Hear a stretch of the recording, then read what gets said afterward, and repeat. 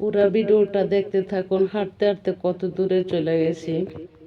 তো হাঁটার পথেও দেখার সুযোগ দিলাম কোথায় কি আছে। এটা একটা বাজারে ঢুকছি। তো অনেক কিছুই চোখে পড়ছে, কিন্তু দেখার সুযোগ দিচ্ছি ঠিক আছে, একটা ভিডিও ভাইরাল হচ্ছে না। না হোক, সেই জন্য আমিও গুরুত্ব দিচ্ছি না। আগে যেমন মনে চাইলে একটা ছবি পোস্ট করতাম, নাহলে নাই। তো সেটাই করতে হবে, যেহেতু ইনকাম নাই, ইনকাম দিচ্ছে না। একজন স্টারের ভালোবাসা দিলে ইনকাম হবে, নয়তো হবে না। তাহলে এই পরিশ্রম করে লাভ কি? তো মনের মতো মন গড়া ভাবে কাজ করে যাইতে হবে, কিচ্ছু করার নাই। গুরুত্ব দিতে পারবো না আর, এই পরিশ্রমের কোনো মূল্য নাই।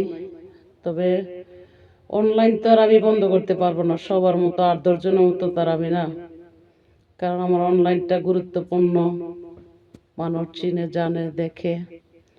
হয়তো যারা হারিয়ে গেছে তারা আর আমার প্রোফাইলে দেখলে অবশ্যই অ্যাড ফলো দিয়া লাইক কমেন্ট করবে।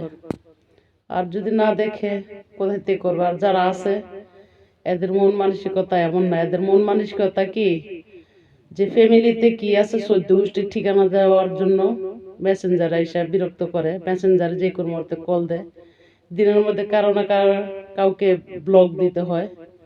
যে ভিডিও বার্তা, ভিডিও কল, এগুলা অডিও কল, এগুলো আমার পছন্দ না। এক জেলার এক ভাই বোন অ্যাড ফলো হয়েছে, লাইক কমেন্টে দিয়ে একজন আরেকজনের পাশে থাকাই অনলাইনের কাজ। তো অনলাইনের মধ্যে মেসেঞ্জারে এসে জুটি কইরা কথা বলার সময় আমার নাই। আর কি কথা বলবো? কথা বলার তো আমি অপশনও দেখি না। তবু সম্মান করি যারা অনলাইনে আছে, একটা পরিবার, ভালো মন্দ মিলে মানুষ। তো যারা অরিজিনাল কন্টেন্ট ক্রিয়েটার, আশা করি আমার পাশে থাকবেন, আমি আপনাদের পাশে থাকব। যারা রাজনীতিবিদ, এদের কাছে লাইক কমেন্ট আশা করা যায় না। তারা আরও আশায় থাকে তাদেরকে লাইক কমেন্ট করে কিনা। তো রাজনীতিবিদদেরকে সম্মান করে ঠিক আছে, যারা অ্যাড ফলো হয়েছে, যে তাদের কাছে লাইক কমেন্ট আশা করা যায় না। তো চাইলে তারা দিবে, না চাইলে তার জোরের কিছু নাই। তো আমি পোস্ট প্রচারই কোট খেয়ে গেছি। তো আমার কাজই তো ছিল যে হেডলাইন লিখে পোস্ট করা। তো ফেসবুকে পোস্ট করলে যে এত বড় কোট খাইতে হবে সেটা জানা ছিল না। হয়তো মানুষ আমাকে ভুল বুঝছে, যে আমি ভুল বোঝার মানুষ না।